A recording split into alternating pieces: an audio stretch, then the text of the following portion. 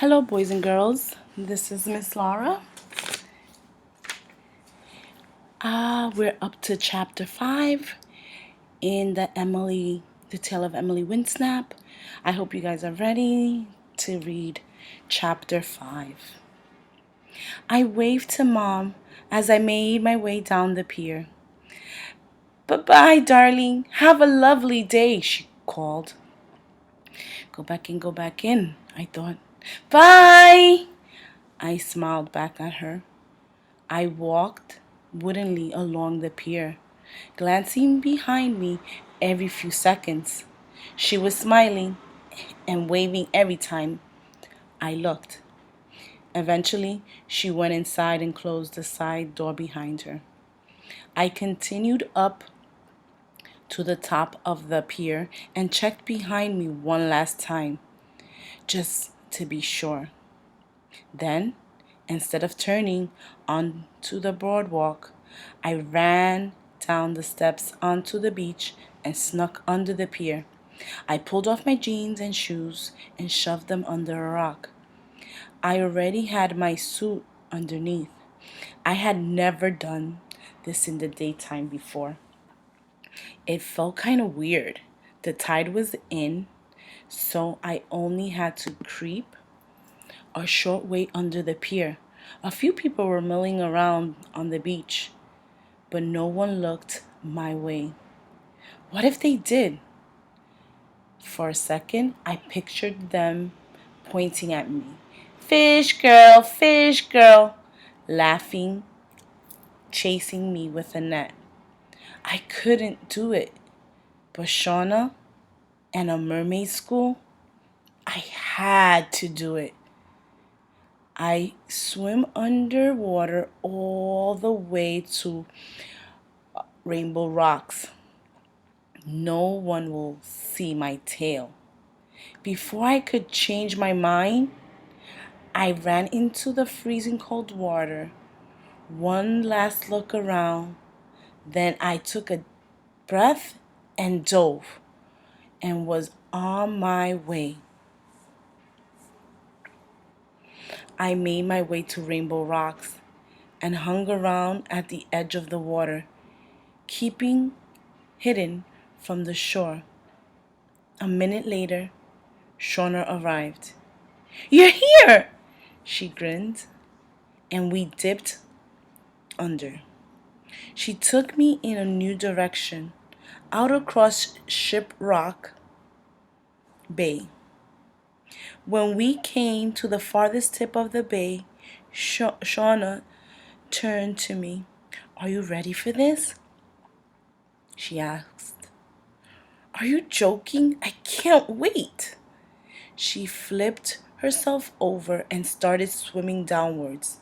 I copied her move, scaling the rocks as we swam deeper and deeper.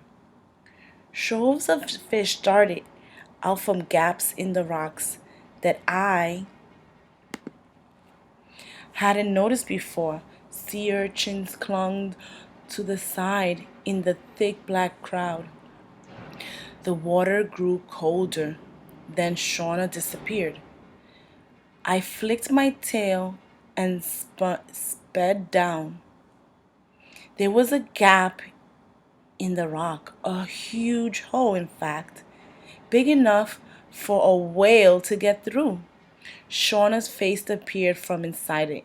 Come on, she said with a grin. Into the rock? She swam back out and grabbed my hand. We went through together.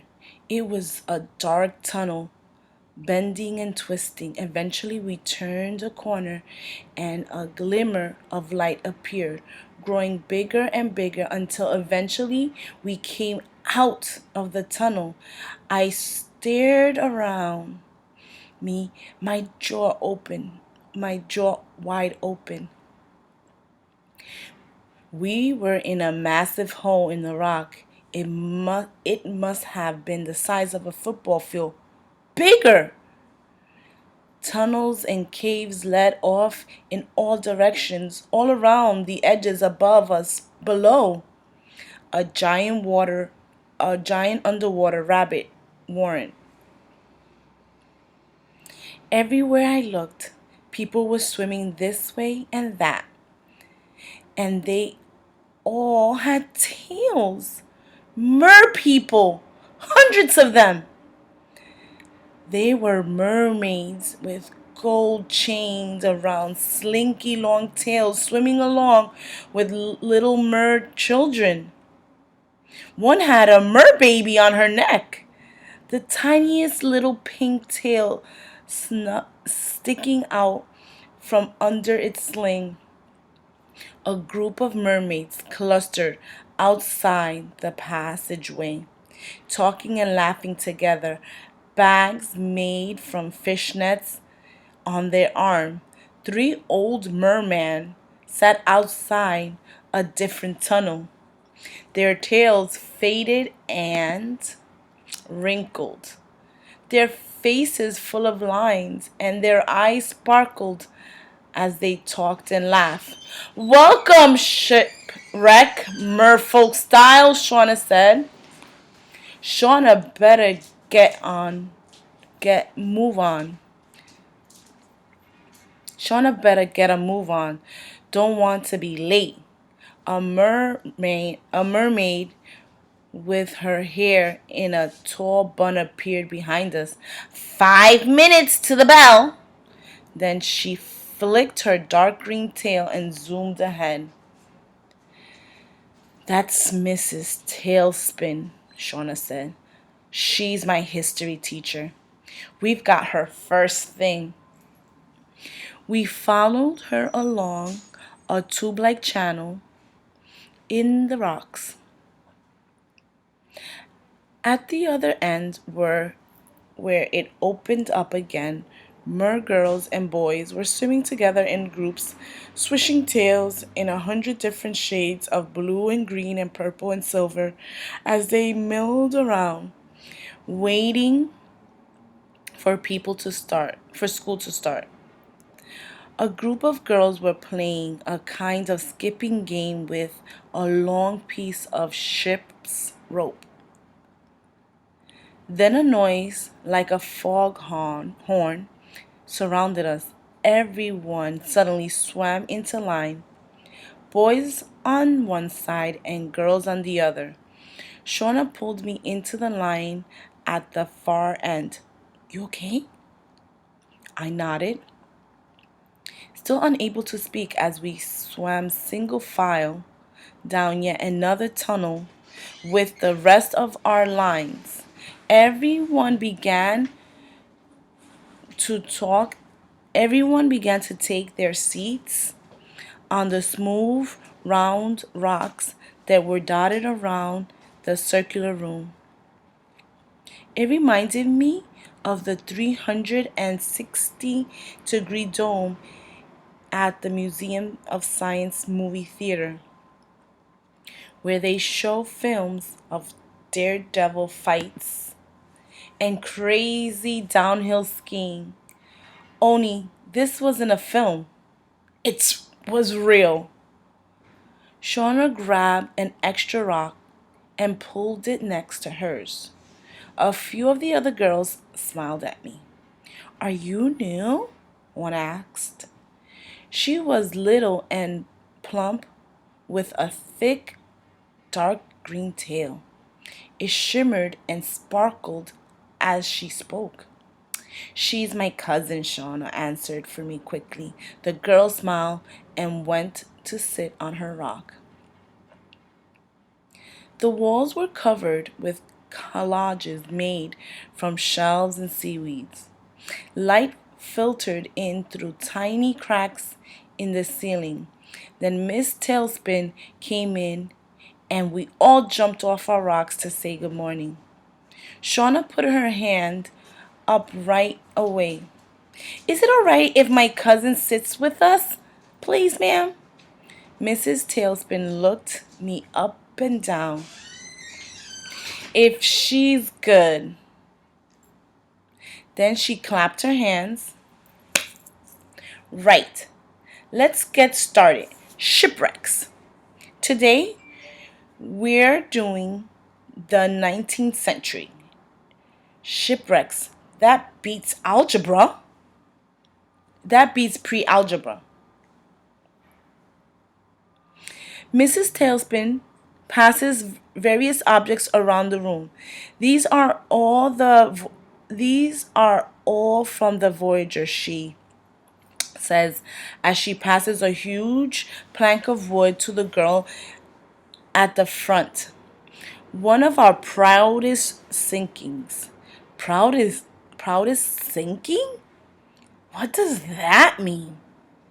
Not a huge amount is known for sure about the wreck of the Voyager, but what we do know is that a group of mermaids who call themselves the Siren Sisters were responsible for the great sinking.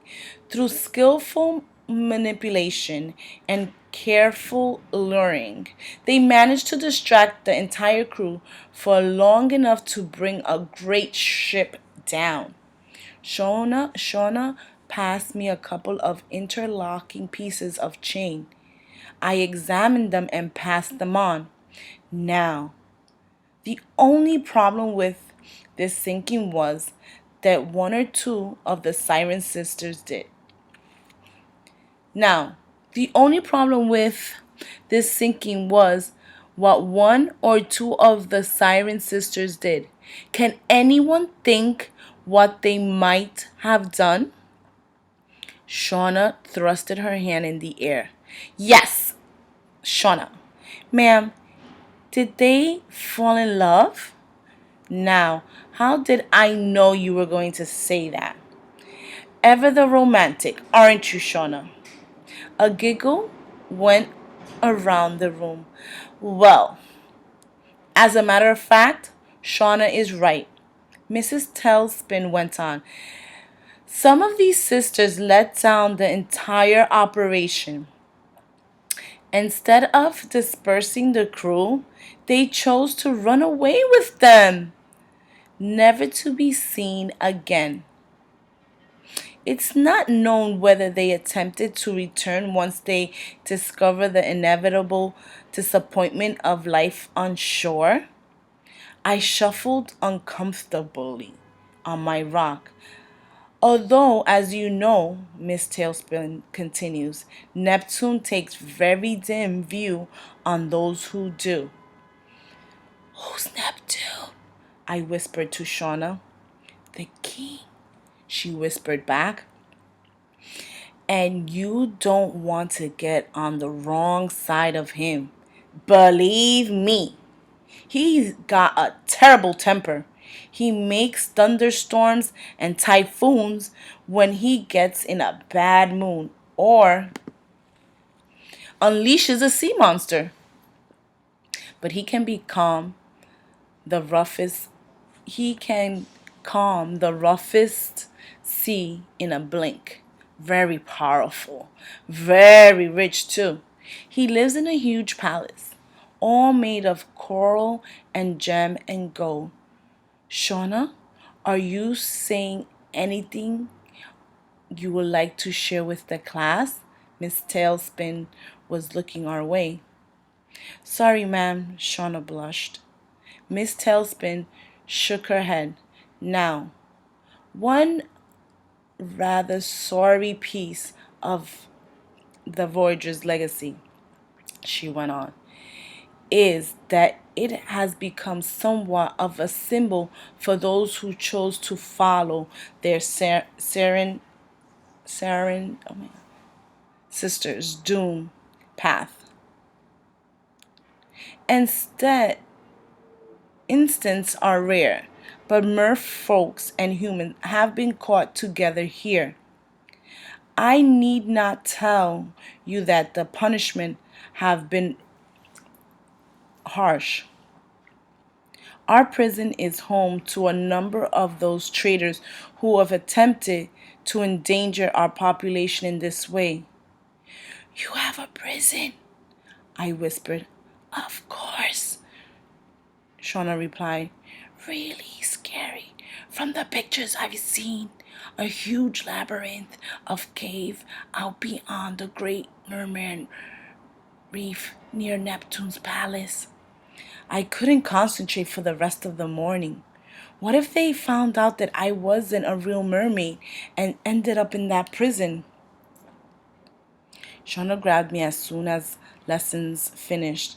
I had an amazing thought, she said. Let's go to the shipwreck. Let's find it.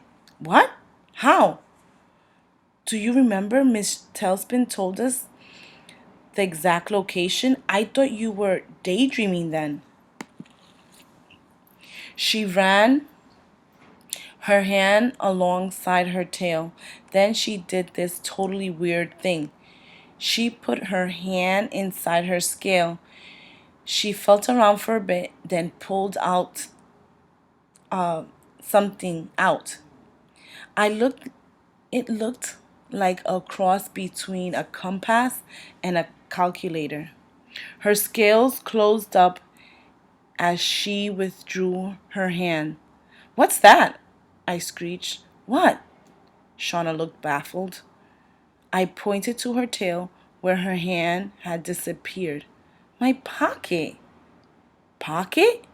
Of course, you have pockets in denim jackets, yeah. Not in my body. Really? Are you sure? I fumbled around the sides of my tail. My hand slipped through the gaps. Pockets! I did have them. Shauna held up the object she pulled out. We can find the shipwreck with my splishometer. I hesitated. It is true that Mom wasn't expecting me home until 4 o'clock.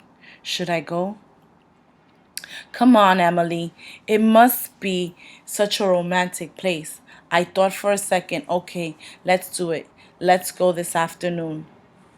Underwater, we made our way slowly out to sea, with Shauna's checking her splashometer every few yards.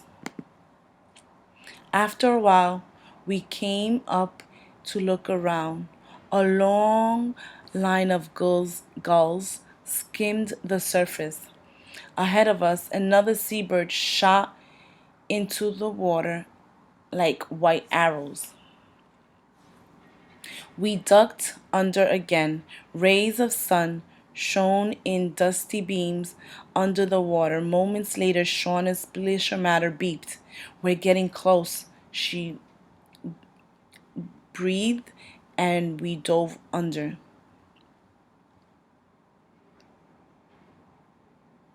She breathed as we dove lower. Sorry. The sea life was becoming weirder. Some things that looked like a peach with tentacles turned slowly around in the water, scanning its surrounding with beady black eyes. Further down, a see-through jellyfish bounced away from us, a slow-motion space hopper. A rubbery gold crown floated silently upwards. Everywhere I looked, fish that could have passed for cartoon aliens bounced and twirled and spun. Shauna grabbed my arm. Come on, she said, pointing ahead and swimming away again. Lower and lower, the sea grew darker and darker. As we pressed forward, something came into view. I couldn't make out the shape, but it was surrounded by a haze golden light. The eerie light grew stronger as we carried on, swimming towards it, and bigger. It was everywhere, all around us. We found it, the Voyager. We darted along its length, tracing the row of portholes all the way from the back end to its pointy front, then swam away again to take it all in. Long and sleek, the ship laid on a tilt in the sand, silent. still, silent, majestic. That is so, amazing. My words gargled away from me like a speech bubble in a comic strip. It made me laugh, which sent more bubbles floating out of my mouth up into the darkness. I couldn't stop staring at the ship. It was like something out of a film, not real, especially my life. It shone as if it had the sun inside it, as though it were made of gold. Made of gold? A shipwreck made of gold? A queasy feeling flinched at my inside. Shauna, the mask. Are you okay? Shauna asked, taking a look at me. I need to see the mask. Shauna pointed into the darkness again. Come on.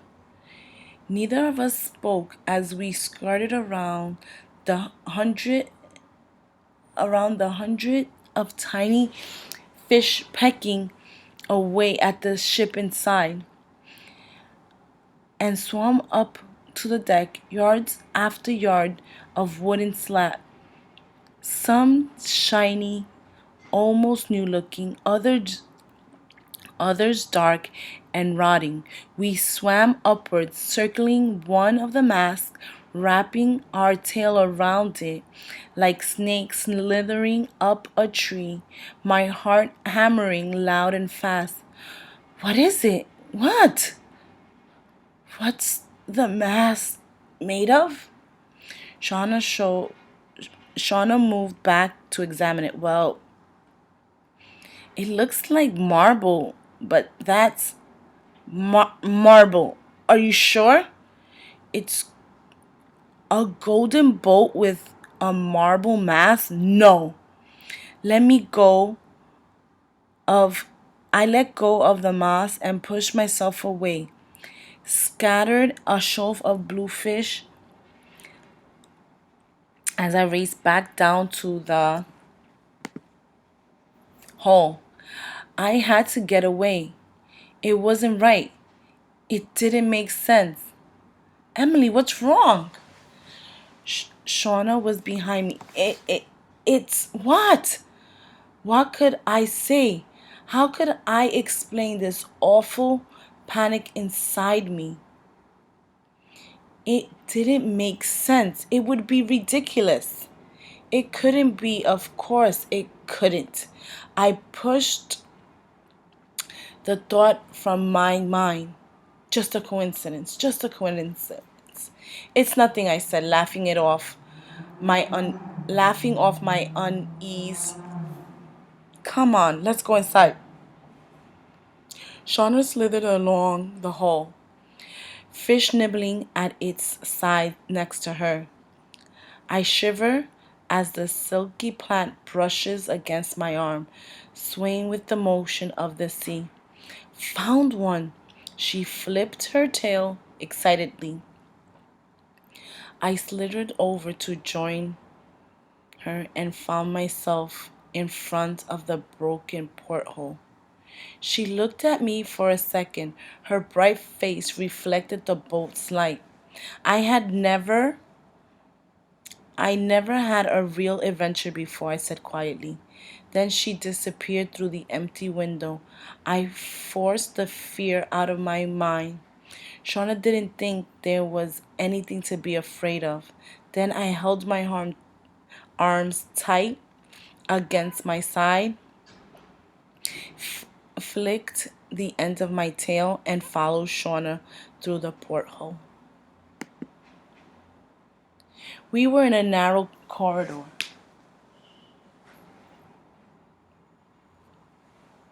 We were in a